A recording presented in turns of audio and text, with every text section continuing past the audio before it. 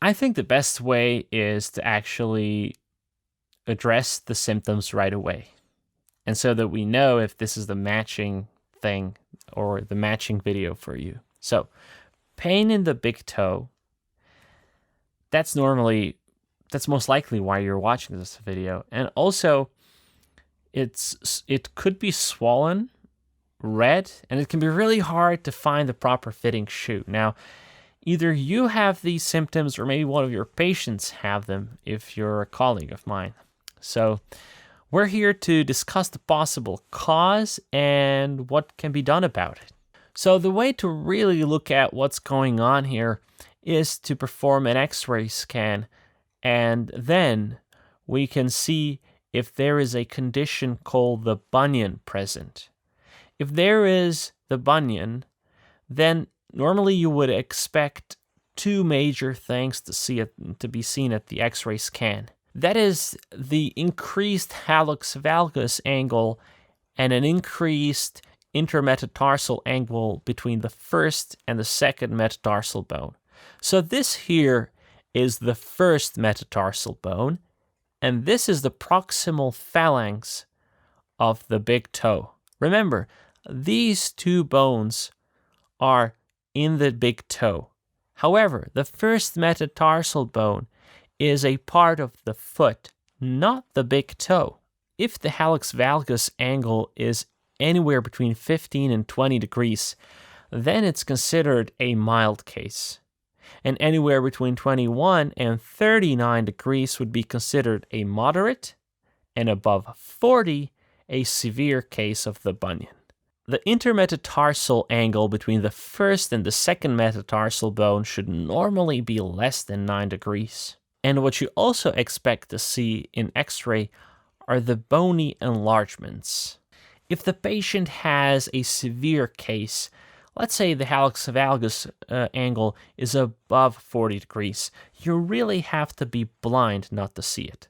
However, if the angle is anywhere between 15 and 20 degrees, then it can be really tricky to actually see it right away and to say yes, it is or it's not.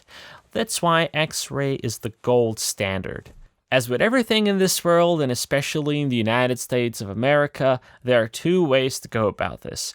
One way is the conservative way, and the other, liberal, of course.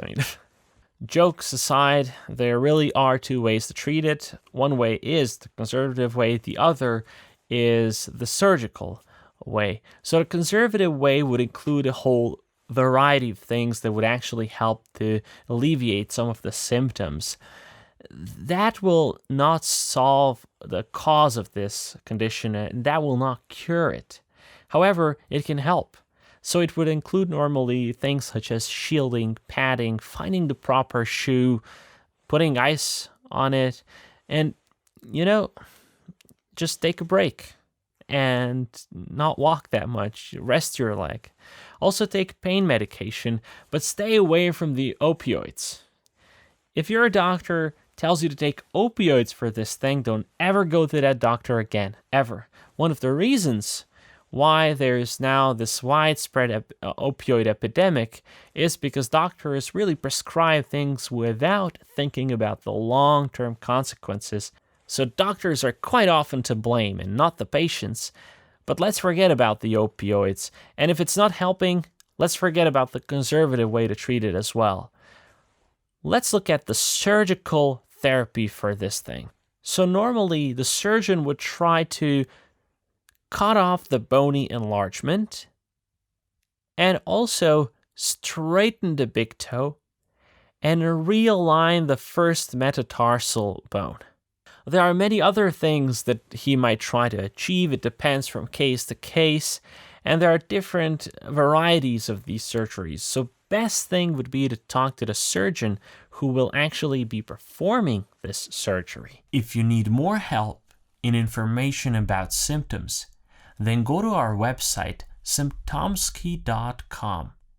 There you can find good experts, and so far our best artificial intelligence software for symptoms. But if you're a medical student or a doctor, don't go to Symptomsky.com. Go to Anatomsky.com. There We have software for learning medicine for medical students and doctors.